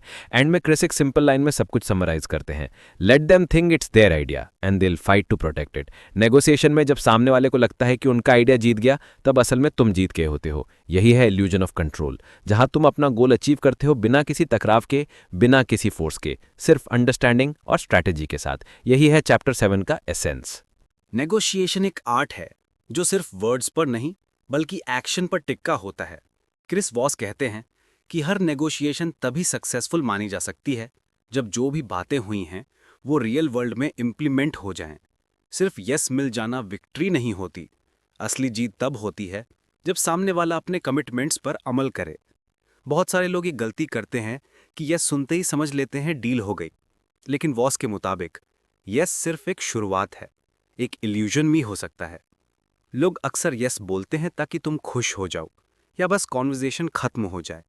इसलिए नेगोशिएशन का रियल चैलेंज है कैसे एंश्योर करो कि यस सिर्फ बोलने तक सीमित ना रहे बल्कि उसके बाद एक्शन भी हो। वॉस अपने FBI हॉस्टेज नेगोशिएशन की एक्सपीरियंसेस से समझाते हैं कि हर डील तभी मीनिंगफुल होती है जब उसके पीछे क्लियर प्रोसेस और अकाउंटेबिलिटी हो। जब उनकी टीम किसी किडनैपर या क्रिमिनल से बात करती थी तो यस का मतलब कुछ नहीं होता था जब तक उन्हें श्योरिटी ना हो जाए कि बंदा वाकई अपने वर्ड्स पर चलेगा। अगर एक किडनैपर कहता यस मैं हॉस्टेज छोड़ दूंगा, तो वॉस तुरंत फॉलोअप करते, कैसे, किस जगह, कौन सा टाइम, कौन लेकर आएगा। यह हाउ का सवाल ही होता था जो डील को ग्राउंड रियलिटी में लाता था। नेगोशिएशन के बाद हाउ का स्ट्रक्चर ही एग्जीक्यूशन की फाउंडेशन होती है। क्रिस कहते हैं कि अगर तुम यस के बाद फॉलोअप नहीं करते तो तुम अपने डील को हवा में छोड़ देते हो। नेगोशिएशन में क्लैरिटी सबसे जरूरी है। अगर सामने वाला बंदा वेग टर्म्स यूज कर रहा है, जैसे I will try, will see, maybe next week, तो इसका मतलब है कि वो एक्चुअली कमिटेड नहीं है। ये पोलाइट वेज होते हैं नेगोशिएशन से निकलने के। वॉस कहते हैं the sweetest sound in negotiation is not yes, it's that's right. क्योंकि जब बंदा दैट्स राइट बोलता है तब वो इमोशनली और लॉजिकली दोनों तुम्हारे साथ अलाइन होता है। एग्जीक्यूशन तब होती है जब दोनों पार्टीज क्लियरली समझती हैं कि अगला स्टेप क्या है। वॉस कहते हैं कि हर नेगोशिएशन में एक ऐसा मोमेंट आता है जहां तुम्हें सामने वाले से पूछना चाहिए what are the next steps to make this happen. ये सिंपल सवाल सिचुएशन को क्लैरिफाई करता है और उनके ब्रेन में अकाउंटेबिलिटी डाल देता है। जब बंदा हाउ के जवाब में अपने एक्शंस डिस्क्राइब करता है तो वो खुद अपना कमिटमेंट लिखता है। उसका ब्रेन सबकॉन्शियसली एक्सेप्ट कर लेता है कि अब ये उसकी रिस्पॉन्सिबिलिटी है। क्रिस बताते हैं कि नेगोशिएशन में तुम्हें कभी भी अजम्पशन पर रिलाय नहीं करना चाहिए। हर येस को वेरीफाई करो, हर कमिटमेंट को स्पेसिफाई करो। एक बार FBI नेगोशिएशन में एक ड्रग डीलर ने वॉस को येस बोला था। वो सरेंडर करने वाला था, लेकिन जब उन्होंने एक्शन प्लान मांगा तो बंदा चुप हो गया। यहां वॉस को समझ आ गया कि वो फेक येस था। उन्होंने कामली पूछा, what needs to happen for you to walk out safely. ये सवाल उनके लिए एक मिरर जैसा था जिसमें उन्हें अपनी रियलिटी देखनी पड़ी। इस तरह वॉज ने येस को हाउ में बदला और डील को एग्जीक्यूट होने लायक बनाया। बिजनेस वर्ल्ड में भी ये प्रिंसिपल उतना ही इंपॉर्टेंट है। बहुत बार कॉर्पोरेट डील्स में येस का मतलब होता है विल थिंक अबाउट इट, लेकिन जब तुमने रोड मैप डिफाइन नहीं किया होता तो डील डीले होती रहती है। क्रिस रेकमेंड करते हैं कि नेगोशिएशन के एंड में तुम्हें उनके वर्ड्स में क्लैरिटी लानी चाहिए, जैसे आपके टीम से कौन लीड करेगा, कब तक ये प्रोसेस कंप्लीट हो सकता है, क्या कोई और डिसीजन मेकर इन्वॉल्व होगा। ये सवाल तुम्हें उन अनसीन ऑब्स्टेकल्स के बारे में बता देते हैं जो डील को फेल कर सकते हैं। वॉज एक परसुएशन प्रिंसिपल समझाते हैं, लोग अपनी ही बात पर ज़्यादा विश्वास करते हैं, इसलिए जब तुम उनसे उनकी ही वर्ड्स में कंफर्म करवाते हो वो अपने कमिटमेंट के प्रति ज़्यादा लॉयल हो जाते हैं। अगर तुम कहोगे तो आप कह रहे हैं कि मंडे तक ड्राफ्ट रेडी होगा और वो कहेंगे हाँ, तो अब उन्होंने अपने दिमाग में एक नया एंकर सेट कर दिया है। ये सबकॉन्शियस लेवल पर उनके बिहेवियर को गाइड करेगा। नेगोशिएशन में एक और सटल ट्रिक है, टाइमिंग और टोन। जब तुम कामली और रिस्पेक्टफुली पूछते हो how do we move forward, तो बंदा तुम्हें अपना इक्वल समझता है, ना कि एक ओपोनेंट। तुम उसके डिसीजन मेकिंग प्रोसेस का हिस्सा बन जाते हो, और जब बंदा तुम्हें अपना हिस्सा मानने लगता है तो वो नेचुरली अपनी रिस्पॉन्सिबिलिटी पूरी करता है। क्रिस कहते हैं people take action when they feel ownership. अगर तुमने उन्हें फोर्सफुली यस बुलवाया तो वो रेजिस्ट करेगा, लेकिन अगर तुमने उन्हें हाउ से एम्पावर किया तो वो एग्जीक्यूट करेगा। इस चैप्टर में क्रिस एक और गोल्डन टेक्निक शेयर करते हैं, द रूल ऑफ 3। ये एक नेगोशिएशन हैक है जहां तुम एक ही कमिटमेंट को 3 बार नेचुरली कंफर्म करते हो। पहली बार बंदा बोलता है यस, दूसरी बार तुम उसका समरी मिरर करते हो, so you are saying we will finalize this by Friday. जब वो दोबारा यस कहता है तो उसका ब्रेन फिर से रीइंफोर्स होता है। तीसरी बार तुम हाउ का सवाल पूछते हो, how will your team prepare before Friday. अब उसने सिर्फ वर्बली नहीं, मेंटली भी प्लान बना लिया। ये प्रोसेस उसके माइंड में एक मिनी कॉन्ट्रैक्ट क्रिएट करता है। क्रिस कहते हैं कि एक नेगोशिएटर को हमेशा उन लोगों से बचना चाहिए जो यस बोलते हैं पर कुछ नहीं करते। ऐसे लोग पोलाइट लगते हैं लेकिन डेंजरस होते हैं। तुम्हें उनकी बॉडी लैंग्वेज और टोन पर ध्यान देना चाहिए। अगर बंदा हेजिटेंट लग रहा है या यस बोलते हुए कॉन्फिडेंट नहीं है तो समझ जाओ कुछ गड़बड़ है। नेगोशिएशन में वर्ड्स से ज़्यादा मैटर बिहेवियर करता है। एक ट्रू नेगोशिएटर यस नहीं बल्कि सर्टेनिटी सुनता है। एग्जीक्यूशन के प्रोसेस में एक और चैलेंज होता है, हिडन ऑब्स्टेकल्स। कई बार डील के बाद सामने वाला बंदा कहता है I need to talk to my boss और our finance team will review it. ये हिडन डिसीजन मेकर्स होती हैं जिनके बिना डील आगे नहीं बढ़ सकती। इसलिए वॉज हमेशा रिकमेंड करते हैं पूछना, is there anyone else involved in making this decision. ये सवाल तुम्हें पता लगाता है कि क्या तुम सही इंसान से बात कर रहे हो। नेगोशिएशन में हर स्टेप पर क्लैरिटी और ट्रांसपेरेंसी जरूरी है।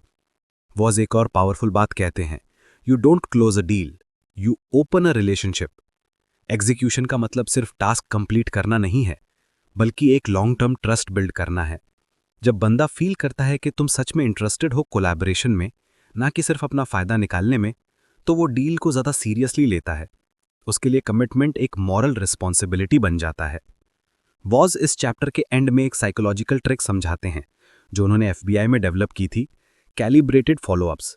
जब भी बंदा यस के बाद साइलेंस में चला जाए, तुरंत मत पुश करो, थोड़ा टाइम दो और फिर एक न्यूट्रल टोन में फॉलोअप भेजो, just checking in to see how things are moving forward.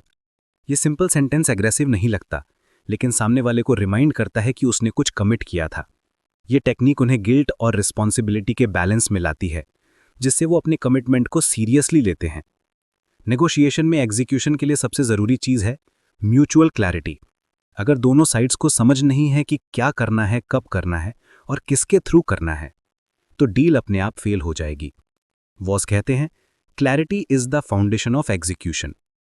तुम्हें अपनी लैंग्वेज सिंपल और डायरेक्ट रखनी चाहिए ताकि कोई भी एम्बिग्विटी ना रहे। और फाइनली क्रिस ये कंक्लूड करते हैं कि हर सक्सेसफुल नेगोशिएटर का काम यस लेना नहीं बल्कि हाउ डिज़ाइन करना है। तुम्हें एक ऐसा फ्रेमवर्क बनाना होता है जहां सामने वाला खुद से नेचुरली अपना रोल समझ ले और उस पर अमल करे। जब बंदा खुद से कहने लगे कि ये काम तो मुझे करना ही है, तब तुमने सच में नेगोशिएशन जीत ली है। और इसी के साथ चैप्टर का एसेंस ये है, a negotiation doesn't and with the deal, it begins with execution. जब तक यस एक्शन में बदलकर रिजल्ट नहीं लाता, तब तक तुम्हारा काम पूरा नहीं होता। नेगोशिएशन का असली आर्ट है एक ऐसी कॉन्वर्सेशन डिज़ाइन करना जहां लोग अपने कमिटमेंट से भागे नहीं, बल्कि उन्हें खुशी खुशी पूरा करें। यही है गारंटी एग्जीक्यूशन, बातों से काम तक का सफर। निगोशिएशन एक गेम नहीं है जिसमें तुम्हारा मकसद सिर्फ चीप डील लेना हो। ये एक साइकोलॉजिकल वॉर है जहां तुम्हारा रियल गोल होता है मैक्सिमम वैल्यू निकालना। क्रिस वॉस कहते हैं कि बार्गेनिंग सिर्फ पैसा बचाने की कोशिश नहीं होती, बल्कि एक स्ट्रेटेजी होती है सामने वाले के माइंड को समझने और उससे अपने फेवर में लीन करने की। उनके एफबीआई के एक्सपीरियंस में बार्गेनिंग का मतलब था जिंदगियां बचाना। हर शब्द, हर साइलेंस और हर टोन के पीछे एक हिडन मैसेज होता था। इसी से उन्होंने सीखा कि अगर तुम नेगोशिएशन में बार्गेन कर रहे हो तो तुम्हें लॉजिक के साथ इमोशन का बैलेंस बनाना होगा। क्रिस कहते हैं कि हर बार्गेन में दो तरह के लोग होते हैं, एक वो जो अपनी वैल्यू अंडर एस्टिमेट करते हैं और दूसरे वो जो ओवर एस्टिमेट करते हैं। दोनों ही गलत हैं। नेगोशिएटर को अपनी वर्थ समझनी चाहिए और अपना पोजीशन डिफेंड करना आना चाहिए, बिना ईगो के। बार्गेनिंग में सबसे पहला रूल है, कभी भी पहला ऑफर मत दो, क्योंकि जैसे ही तुम पहला नंबर बोलते हो तुम अपनी बाउंड्रीज रिवील कर देते हो। सामने वाला उसी के अराउंड खेल खेलता है। वॉस कहते हैं, let them speak first because information is power. जब सामने वाला नंबर बोलता है तुम्हें उसके माइंडसेट का एक ग्लिम्स मिल जाता है। क्रिस अपने एक रियल लाइफ एग्जाम्पल शेयर करते हैं जहां उन्होंने एक हॉस्टेज नेगोशिएटर के रूप में एक किडनैपर से डील की थी जो $1.5 लाख रैंसम मांग रहा था। अगर उन्होंने डायरेक्टली कहा होता कि we can't pay that much तो निगोशिएशन खत्म हो जाती, लेकिन उन्होंने इंस्टेड काम टोन में कहा, how am I supposed to do that. ये एक कैलिब्रेटेड क्वेश्चन था, एक ऐसा सवाल जो प्रेशर को उन पर वापस डाल देता है बिना आर्ग्यूमेंट के। किडनैपर खुद सोचने लगा कि शायद वो अनरियलिस्टिक डिमांड कर रहा है। धीरे धीरे वो अपनी डिमांड कम करने लगा और एंड में डील एक फ्रैक्शन पर क्लोज हुई। यही पावर होती है बार्गेनिंग विदाउट फाइटिंग। वॉस समझाते हैं कि बार्गेनिंग में टोन सब कुछ होती है। तुम्हारा वॉइस काम और डीप होना चाहिए, जिसे वो कहते हैं the late night FM DJ voice. ये वॉइस सामने वाले के सबकॉन्शियस माइंड में एक सिग्नल भेजती है कि तुम इन कंट्रोल हो। अगर तुम हंसते हुए या नर्वस टोन में बार्गेन करोगे तो सामने वाला तुम्हें वीक समझेगा। नेगोशिएशन में सबसे बड़ा वेपन है साइलेंस। जब तुम कुछ बोलते नहीं हो तो सामने वाला अनकंफर्टेबल हो जाता है और अपने आप ज्यादा बोलने लगता है। वॉस कहते हैं, silence is the most powerful tool in negotiation because people fill silence with information. Bargaining के दौरान एक और टेक्निक है द एकरमैन मॉडल, जिसे क्रिस ने अपनी FBI डेज में डेवलप किया था। ये मॉडल एक साइकोलॉजिकल स्ट्रक्चर है जहां तुम अपनी टारगेट प्राइस तक साइंटिफिकली पहुंचते हो। पहला ऑफर कभी भी 65% होता है तुम्हारे डिजायर्ड नंबर का, फिर सेकंड ऑफर 85%, थर्ड 95% और लास्ट में एक ऑड नंबर जिससे तुम्हारा ऑफर रियल लगे। जैसे अगर तुम्हें $1000 देना है तो तुम ऑफर करते हो $650, फिर $850, फिर $950 और एंड में $987। ये ऑड नंबर स्ट्रेटजी सामने वाले को फील कराती है कि तुमने अपना मैक्सिमम स्ट्रेच कर लिया है, जिससे वो ज़्यादा निगोशिएट नहीं करता। क्रिस कहते हैं कि बार्गेनिंग में कभी भी इमोशंस लूज नहीं करने चाहिए। लोग अक्सर नो सुनते ही पैनिक कर जाते हैं, लेकिन वॉस कहते हैं no is not rejection, it's the start of real negotiation. जब बंदा नो बोलता है तो वो सेफ फील करता है, उसके दिमाग में ये सिग्नल जाता है कि अब उसके कंट्रोल में सिचुएशन है। तब तुम कामली पूछ सकते हो, what about this doesn't work for you. इस सवाल से बंदा अपना रीजनिंग बताता है और तुम्हें उनके प्रायोरिटीज का आइडिया मिलता है। नेगोशिएशन तभी प्रोग्रेस करती है जब तुम नो को पर्सनल अटैक ना समझो, बल्कि एक गेटवे समझो डीपर अंडरस्टैंडिंग के लिए। बार्गेनिंग के टाइम पर एक और गोल्डन रूल है, कभी भी स्प्लिट द मिडिल मत करो। ये एक ट्रैप है जिसमें ज्यादातर लोग फंस जाते हैं। जब तुम डील को हाफ मीट करते हो तो दोनों तरफ से डिससेटिस्फैक्शन होता है। वॉस कहते हैं, splitting the middle is a compromise that leaves everyone unhappy. Negotiator को सीखना चाहिए कि कैसे अपनी पोजीशन को वैल्यू के बेसिस पर जस्टिफाई करे, ना कि फेयरनेस के बेसिस पर। अगर तुम्हारा ऑफर लॉजिकली बैक्ड है और तुम्हारा टोन काम है तो सामने वाला नेचुरली मान जाता है। क्रिस एक और कॉन्सेप्ट बताते हैं, एंकरिंग। ये एक साइकोलॉजिकल ट्रिक है जिसमें पहला नंबर डिसाइड करता है नेगोशिएशन का फ्रेम। अगर तुम्हारा ओपोनेंट हाई नंबर से स्टार्ट करता है तो तुम्हारा ब्रेन अनकॉन्शियसली उस फ्रेम में सोचने लगता है, इसलिए तुम्हें उस एंकर को ब्रेक करना आना चाहिए। जब कोई हाई प्राइस बोलता है तो तुरंत रिएक्ट करने के बजाय पॉज लो, एक कंफ्यूज्ड एक्सप्रेशन रखो और बोलो, that's a very aggressive number. ये लाइन उन्हें अपने ही एंकर पर डाउट करने लगती है। फिर तुम कामली उनसे पूछ सकते हो, how did you arrive at that figure. ये सवाल सिचुएशन का प्रेशर उन पर शिफ्ट कर देता है। नेगोशिएशन में एम्पैथी भी एक स्ट्रॉन्ग वेपन है। जब तुम उनकी प्रॉब्लम्स और लिमिटेशंस जेन्युइनली समझने की कोशिश करते हो तो उनका डिफेंसिव गार्ड डाउन हो जाता है। वॉस कहते हैं, tactical empathy is not agreeing with them, it's understanding them. अगर बंदा कह रहा है this price is too high for us, तो तुम डायरेक्टली आर्ग्यू मत करो, तुम मिरर करो, टू हाई। ये छोटी सी रिपीटेशन उन्हें एनकरेज करती है अपना रीजनिंग एक्सप्लेन करने के लिए। हर सेंटेंस जो वो बोलते हैं तुम्हें और ज्यादा लेवरेज देता है अपना नेक्स्ट मूव प्लान करने के लिए। नेगोशिएशन में सबसे क्रूशियल मोमेंट होता है जब तुम्हें फाइनल ऑफर दिया जाता है। ये मोमेंट डेंजरस भी होता है क्योंकि लोग अक्सर येस बोलकर नेगोशिएशन खत्म कर देते हैं। लेकिन वॉस कहते हैं अगर तुम्हें डील में और वैल्यू दिख रही है तो पोलाइटली पुश करो। उनका मंत्र है नेवर बी नीडी। जब तुम डेस्परेट लगते हो तो तुम्हारा पावर खत्म हो जाता है, लेकिन जब तुम कामली और कॉन्फिडेंटली कहते हो I would love to make this work but you will have to help me see how, तो बंदा तुम्हारे टोन में ट्रस्ट फील करता है। ये टोन तुम्हें पावर देता है बिना अग्रेशन के। क्रिस एक और साइकोलॉजिकल ट्रिक शेयर करते हैं, the power of odd numbers. अगर तुम $1000 के बजाय $997 कहते हो तो बंदा फील करता है कि ये एक प्रिसाइसली कैलकुलेटेड नंबर है, ना कि रैंडमली बोला गया। ये परसीव्ड प्रिसीजन तुम्हें क्रेडिबिलिटी देती है। बिजनेस वर्ल्ड में ये टेक्निक बहुत इफेक्टिव होती है क्योंकि लोग नंबर्स के इमोशनल रिएक्शन के अकॉर्डिंग बिहेव करते हैं, लॉजिकल नहीं। वॉस कहते हैं कि हर नेगोशिएशन में तुम्हें एक एग्जिट स्ट्रेटजी रेडी रखनी चाहिए। जब तुम्हें लगता है कि डील फेयर नहीं है तो पोलाइटली वॉक अवे करने से मत डरो। ये सिग्नल देता है कि तुम अपनी वैल्यू जानते हो। कई बार जब तुम वॉक अवे करते हो तो सामने वाला तुम्हें दोबारा बुलाता है और बेटर ऑफर देता है। ये एक साइकोलॉजिकल प्रिंसिपल है। लोग उन चीज़ों को ज़्यादा चाहते हैं जो उनसे दूर हो रही होती हैं। बार्गेनिंग में सक्सेस तभी मिलती है जब तुम हर मूव कॉन्शियसली प्लान करते हो। तुम्हारा टोन, साइलेंस, सवाल और नंबर सब एक साइकोलॉजिकल गेम के टूल्स हैं। क्रिस वॉस कहते हैं bargaining is not a battle of arguments, it's a process of discovery. जब तुम सामने वाले को समझने लगते हो तो वो नेचुरली तुम्हारे ऑफर की तरफ लीन करता है। और आखिर में चैप्टर के एंड में क्रिस एक सिंपल ट्रूथ बोलते हैं, the best deal isn't the one where you win and they lose, it's the one where they feel they want to. जब बंदा फील करता है कि उसने भी कुछ पाया है तब वो डील को एग्जीक्यूट करता है बिना रिग्रेट के। यही रियल विक्ट्री होती है जब तुमने अपनी वैल्यू प्रोटेक्ट कर ली और उनका ईगो भी सेफ रखा। तो बार्गेन हार्ड का मतलब ये नहीं कि तुम जिद करो या लाउड गनो। इसका मतलब है काम रहकर एम्पैथी के साथ और स्मार्ट क्वेश्चनिंग के थ्रू अपनी वैल्यू मैक्सिमाइज करना। निगोशिएशन में एग्रेशन नहीं, साइकोलॉजी चलती है। और जब तुमने ये समझ लिया तब तुम हर डील में विन करते हो, चाहे वो बिजनेस हो, लाइफ हो या रिलेशनशिप्स। नेगोशिएशन की दुनिया में सबसे पावरफुल और अनप्रिडिक्टेबल कॉन्सेप्ट है the black swan. Chris Voss कहते हैं हर नेगोशिएशन में कुछ ऐसे फैक्ट्स होते हैं जो छुपे हुए हैं, जिन्हें तुम नहीं जानते और जिन्हें जानना ही तुम्हें अनबीटेबल बनाता है। ये फैक्ट्स छोटे लगते हैं लेकिन इनका इम्पैक्ट इतना बड़ा होता है कि वो पूरे गेम का डायरेक्शन बदल देते हैं। उन्होंने इन्हें ब्लैक स्वान्स कहा, रेयर, अनप्रिडिक्टेबल और लाइफ चेंजिंग इन्फॉर्मेशन के टुकड़े। जिस नेगोशिएटर को ये मिल जाते हैं वो हर डील में कंट्रोल ले लेता है। क्रिस अपने FBI करियर के एक इंसिडेंट से शुरू करते हैं। एक हॉस्टेज सिचुएशन थी जहां एक मैन अपनी गर्लफ्रेंड को गन पॉइंट पर रखा हुआ था। सबको लगा वो रिवेंज के मूड में है और उससे नेगोशिएट करना इम्पॉसिबल है। लेकिन जब क्रिस ने बैकग्राउंड खंगाला तो एक छोटी सी बात मिली। वो बंदा अपनी गर्लफ्रेंड से नहीं, उसके परिवार से गुस्सा था और वो सिर्फ चाहता था कि कोई उसकी स्टोरी सुने। ये एक ब्लैक स्वान था, एक इमोशनल ट्रिगर जिससे पूरा केस बदल गया। जब वॉज ने उसे एम्पैथेटिकली सुना और कहा it sounds like you feel nobody's really understood you, बंदा रो पड़ा और हॉस्टेज छोड़ दिया। एक छोटी सी अननोन डिटेल ने एक जान बचाई। यही प्रिंसिपल बिजनेस और पर्सनल नेगोशिएशन में भी अप्लाई होता है। हर कॉन्वर्सेशन में कुछ अनसीन ट्रूथ्स होते हैं, उनके फियर्स, उनके हिडन गोल्स या कोई कंस्ट्रेंट जिसका वो कभी जिक्र नहीं करते। तुम्हारा काम है इन इनविजिबल थ्रेड्स को ढूंढना, क्योंकि वही तुम्हें लेवरेज देते हैं। वॉज कहते हैं the person across the table always has pieces of information that can change everything. Your job is to uncover them. Black swans हमेशा ऑब्वियस नहीं होते। कभी कभी वो एक छोटी सी हेजिटेशन में छुपे होते हैं, एक पॉज में या एक लाइन के टोन में। तुम्हें एक्टिव लिसनिंग का मास्टर बनना पड़ता है।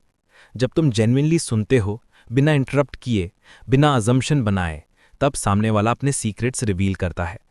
नेगोशिएशन में सबसे बड़ा स्किल है listening between the lines. Chris एक बिजनेस डील का एग्जाम्पल देते हैं। एक कंपनी उनसे ट्रेनिंग लेना चाहती थी लेकिन वो बार बार कह रहे थे कि बजट टाइट है। अगर उन्होंने इस स्टेटमेंट को डायरेक्ट मान लिया होता तो डील छोटी हो जाती। लेकिन उन्होंने कामली पूछा, it seems like money isn't the only concern here. ये एक कैलिब्रेटेड स्टेटमेंट था। सामने वाले ने थोड़ा हेजिटेट किया और बोला, actually we just had a bad experience with another consultant last year.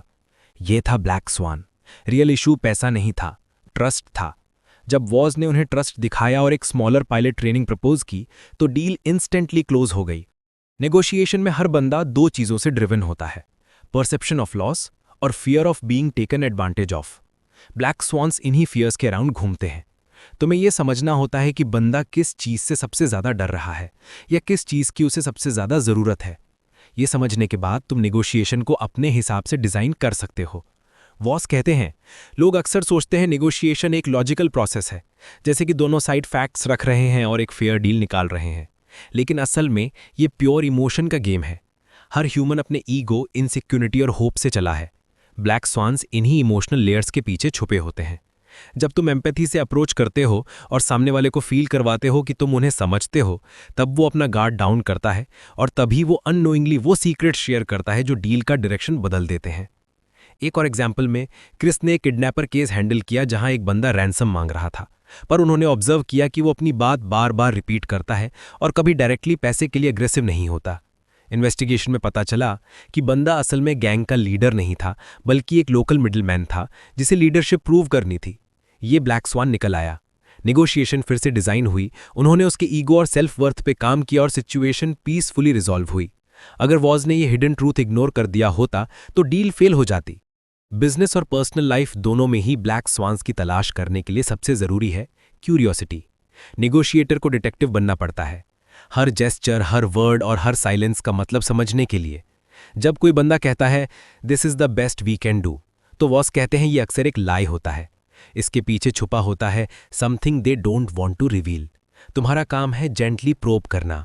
सवाल पूछो, जैसे what makes it the best या what happens if this doesn't go through. ये क्वेश्चंस उन्हें सोचने पर मजबूर करते हैं और अक्सर उनके लिप से वो बातें निकल आती हैं जिसे वो छुपाना चाहता था। क्रिस कहते हैं, नेगोशिएशन में एक और इंपॉर्टेंट चीज होती है द अननोन अननोन्स। ये वो बातें होती हैं जिनके बारे में तुम्हें पता भी नहीं होता कि तुम नहीं जानते। जब तक तुम इन्हें एक्सप्लोर नहीं करते, तब तक तुम्हारा स्ट्रैटेजी इनकम्प्लीट है। ये वही चीजें होती हैं जो लास्ट मोमेंट पर डील को या तो बना देती हैं या बिगाड़ देती हैं। ब्लैक स्वान्स इसी जोन में मिलते हैं, अनएक्सपेक्टेड और हिडन ट्रूथ्स के बीच। एक साइकोलॉजिकल प्रिंसिपल भी क्रिस एक्सप्लेन करते हैं। लोग अपने इंटेंशंस के बारे में रेयरली 100% ऑनेस्ट होते हैं, कभी ईगो के चक्कर में, कभी अपने गोल्स हाइड करने के लिए।